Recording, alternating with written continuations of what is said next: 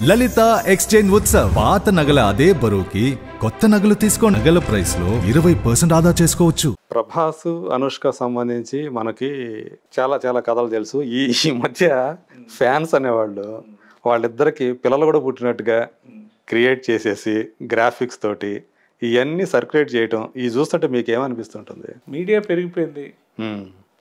చూసే కొత్త తులసి నాకు తల్లి లాంటిది. నాకు రాశారు, నేను మీతో ఈ గోడు వినిపించుకోవాలా సార్? ఇలా రాశారు సార్, నేను మీకు ఇంటర్వ్యూ చేయాలా? మా ఇంట్లో పిలిచి ఇలా నా మనోభావాలు దెబ్బతిన్నాయి, నా ఇంట్లో నా ఫ్యామిలీతో ప్రాబ్లమ్స్ వస్తున్నాయి, ఆవిడకో ఫ్యామిలీ ఉంది. యాక్చువల్గా ఆమె మిమ్మల్ని హెచ్చరించారనుకుంటా కదా, ఇట్లా వస్తుంది చూడు సీన్ అనేది అన్నట్టున్నారు. ఆవిడ నా మెసేజ్ పెట్టారు, ఇట్లాంటివి వస్తాయి మీడియాలో చాలా వస్తాయి, first of all you should tell the fact of this to your wife. అంటే మీరు కలిసి ఇంటర్వ్యూలు ఇవ్వటం అది జరిగింది. యాక్చువల్గా ప్రమోషన్ కోసం ఇచ్చిన ఇంటర్వ్యూ అది. మా పాపం వాళ్ళకి మరి టీఆర్పీ రేట్లు లేవో, లేకపోతే ముందు రావాల్సింది 4 వీకుల తర్వాత వచ్చింది. ఆ తర్వాత మన అల్లు శిరీష్ గారి సినిమా ప్రమోషన్స్లో 1 వీక్ వెళ్ళిపోయింది. ఆ తర్వాత ఇంకో అనుకోని ప్రయాణం ఒక సినిమా కోసం వచ్చిన ఇంటర్వ్యూ అది ఆలీ గారితో. నెక్స్ట్ వీక్ టెలికాస్ట్ అవ్వాల్సింది అవ్వాల. అలా 3-4 వీక్స్ తర్వాత టెలికాస్ట్ అయింది. Okay, so almost 1 month. అదేదో మా ఇద్దరు పర్సనల్ ఇంటర్వ్యూ లాగా అది క్రియేట్ అయింది.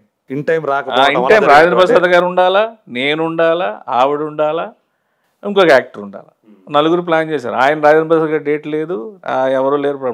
డైరెక్టర్ నరేష్ గారు కూడా డైరెక్టర్ మన ఈయన గారు ఉన్నారు కదా, నరసింహరాజు గారు,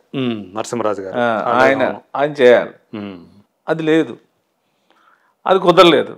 సరే నా దగ్గరికి వచ్చేసరికి ఇంకా అలీ గారు చెప్పి పాపం ప్రొడ్యూసరు ప్రమోట్ చేయాలి కదా సినిమాకి, తులసి నువ్వేనా రండి మాట్లాడండి సినిమా గురించి, ప్రమోట్ అవుతుంది.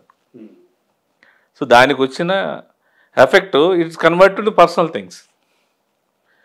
ఎవరు బ్లేమ్ చేస్తాం, మేం చేస్తాం. అంటే సమయం బట్టి ఇన్ టైం జరగకపోయినా కూడా లేట్ అయినా కూడా కొన్ని ఇలాంటి మనం ఫేస్ చేయాలి. ఇప్పుడున్న సిచ్యువేషన్ బట్టి ఏంటంటే we should face it and now don't bother about it. తెలుసు కాబట్టి నిజంగా మీకు దూషిస్తే మీరు నాకు స్ట్రైట్గా అడగొచ్చు సార్. థర్డ్ పర్సన్ వచ్చి మేబీ మీకు ఇలాగ అన్నాడంటే మీ మనసులో ఇలాగ అన్నాడు కాబట్టి మూర్తి గారిని అవహేళన చేస్తున్నాడు శ్రీనివాస్ అనేవాడు, మళ్ళీ ఇది మీకు ఇవన్నీ వేస్ట్ కదా. యాక్చువల్గా మీకు దీనివల్ల మీరేం పెద్దగా డిస్టర్బ్ అయింది లేదు నాకు తెలిసి. నేను అస్సలు మీరు బాగా నవ్వుకున్న గాసిప్స్ ఏదైతే ఉందో ఇదే అనుకుంటాను. అంతే కదా. నాకేమో 45 years, ఆవిడకి 54 years. అప్పటికి నేను 50. ఇన్ఫర్మేషన్ కూడా కరెక్ట్ కాదు. ఐసైడ్ బాబు మా ఏదో ఎవరు బాధలు అనుకుంటాయి. ఇప్పుడు ఒకళ్ళు ఊర్లోకి వెళ్తాను, నీ యాక్టింగ్ చాలా బాగుంది అంటాడు, ఇడొక యాక్టర్ అంటాడు, ఇంకోడే ఇది తీసుకో అది తీసుకో, హ్యాపీ. నీ పని ఏంటి, షూటింగ్ చేయడానికి వచ్చాం, వాళ్ళని పట్టించుకుంటాం. సో మీకంటే నాకు తెలిసి ఆమె కొంచెం ఇంకా ఎఫెక్ట్ అయి ఉండాలి గారు. ఆవిడ జీవితం చదివింది and moreover she Shirdi Saibaba మహాభక్తురాలు ఆవిడ. అసలు ఇంకా మాకే ఇంకా చిరాకు, అమ్మ తల్లి నమస్కారం అమ్మ, నువ్వు ఇప్పుడు లక్ష్మీవారం పూట ఈవిడ దగ్గరికి వచ్చి చచ్చిపోతావు అని చెప్పన్న దీంట్లో ఉంటాం. వాళ్ళకి మనకి ఇంక ఏదేదో ఇంకంటే ఇంకేం చేస్తాం. సో ఇప్పుడు అలా అంటే ఫ్యాన్స్ ఏమవుతున్నారంటే అలా సాటిస్ఫై అవుతున్నారు, వీళ్ళిద్దరికి పెళ్లి చేసేసి సాటిస్ఫై అవుతున్నారు. మీరు అలా చెప్పేస్తారు, పిల్లలు కూడా పుట్టించి వాళ్ళకి గ్రాఫిక్స్. ఇప్పుడు మేము చిన్నప్పుడు ఎలాగుండేవాళ్ళం, మాకు మేము చిరంజీవి గారి ఫ్యాన్స్. ఇప్పుడు ఇంకా అప్పుడు చిరంజీవి గారి ఫ్యాన్స్ ఇంకా రాదా, ఎస్ చిరంజీవి గారు రాదా అది అని అనుకుంటాం తప్ప చిరంజీవి గారు రాదా వాళ్ళ రిలేషన్ ఏంటి అదేనేది ఈరోజు ఒక విధంగా మీ మీడియా వల్లే వాళ్ళ ఇంటికి వీళ్ళు వెళ్తున్నారు, వీళ్ళ ఫ్యామిలీ వాళ్ళు కలుస్తున్నారు, వాళ్ళు రిలేషన్ పెట్టుకుంటున్నారు, ఇలాగనేది ఇప్పుడు తెలుస్తుంది. అప్పుడు మనకు తెలియదు కదా. అప్పుడు ఎలా ఉండేదంటే సెట్స్లో ఒకవేళ సీన్ అయిపోయిన తర్వాత పొరపాటున వీళ్ళు ఒకచోట కూర్చొని హీరో హీరోయిన్లో ఒక ఆడమగ ఆర్టిస్టులు కన్నా కూర్చొని మాట్లాడేది, ఇద్దరి మధ్య ఏదో ఉందని చెప్పి రాసేసే టాబ్లెట్స్ ఆ రోజులో ఉండేవి, అలా వచ్చేసేది. ఓకే, ఇప్పుడు మీడియా వచ్చిన తర్వాత ఇప్పుడు రిలేషన్షిప్స్ అనేవి ఫ్రెండ్షిప్, ఇద్దరి మధ్య ఫ్రెండ్షిప్ ఉంది, కామన్ అయిపోయింది కదా. ఇప్పుడు హీరో హీరోయిన్లు క్లోజ్గా ఉండటం అనేది, మాట్లాడుకోవటం అనేది, అసలు ఎవరు ఏంటి అనేది తెలిసింది సార్. ఇప్పుడు బేసికల్గా మనం ఒక అపోహలో ఉంటాం, ఇదేంటి అదేంటి. ఇప్పుడు తిరుపతి దర్శనం కానీ ఇప్పుడు అవి కానీ కొన్ని నాకు తెలిసిన జీవిత సత్యాలు ఏంటంటే, ఇవన్నీ ఎందుకు, అక్కడికి వెళ్తేనే పుణ్యమా? శక్తిపీఠాల దగ్గరికి వెళ్ళకపోతే ఇంట్లో మనం పెట్టుకున్న దేవుడు శక్తిపీఠం కాదా? అక్కడికి వెళ్ళిన తర్వాత బాబో జరుగు బాబో జరుగు అని ఇసురు కొట్టేస్తుంటే ఇంత బాధపడి తోసుకొని వెళ్ళి ఆ దేవుడికి అలా చూసి సెకండ్స్లో దీనివల్ల వచ్చేది ఏంటి రానిది ఏంటి అనేది అక్కడ జరుగుతున్న ఇష్యూస్ అన్ని కళ్ళకి చూసి మన అయ్యప్ప స్వామి దర్శనంకి వెళ్ళిన తర్వాత అయ్యప్పని కర్రలు పెట్టుకొని పేలు కొట్టు వాళ్ళకు ఉన్న ప్రాబ్లమ్స్ డైరెక్ట్గా చూస్తూ మనకు రియలైజేషన్ రాదా? అది మీ వల్ల వస్తుందండి.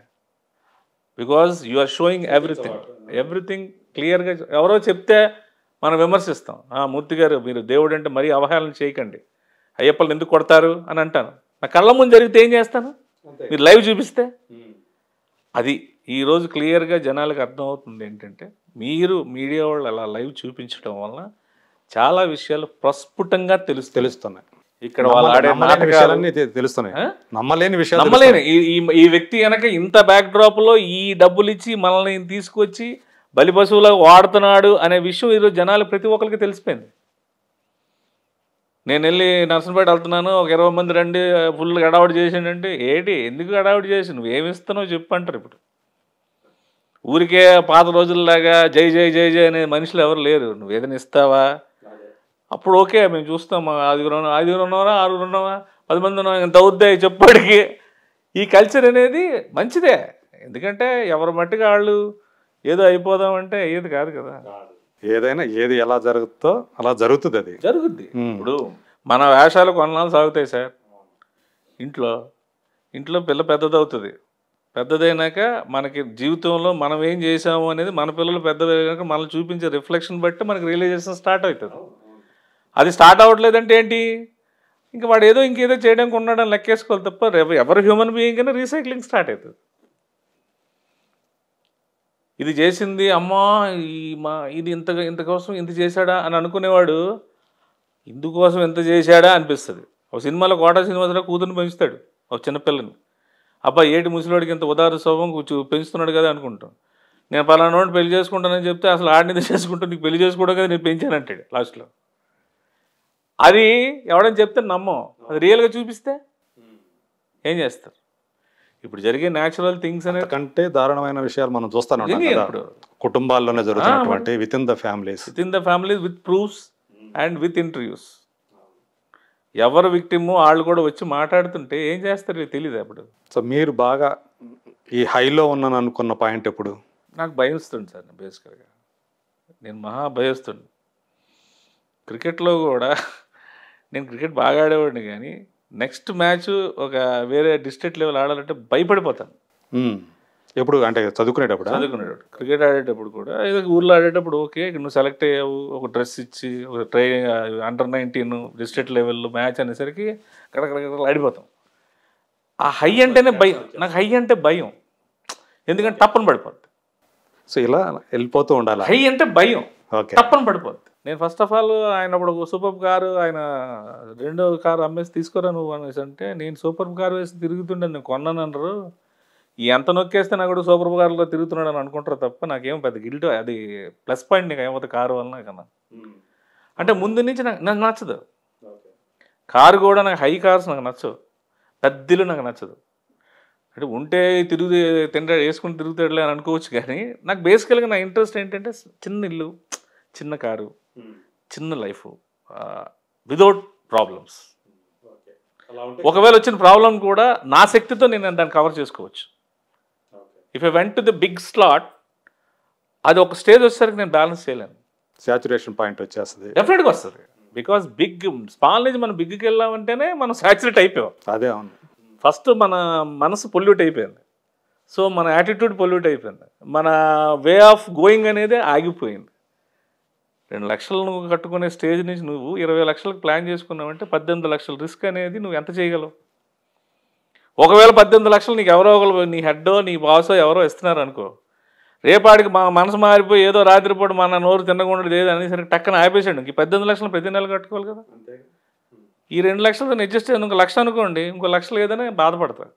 ఇంకో 1,00,000 వచ్చింది అనుకోండి, పనిలే నెక్స్ట్ మంత్కి ఇది 2 లక్షలు యావరేజ్ అయిపోద్దని ఫిక్స్ అయిపోతా.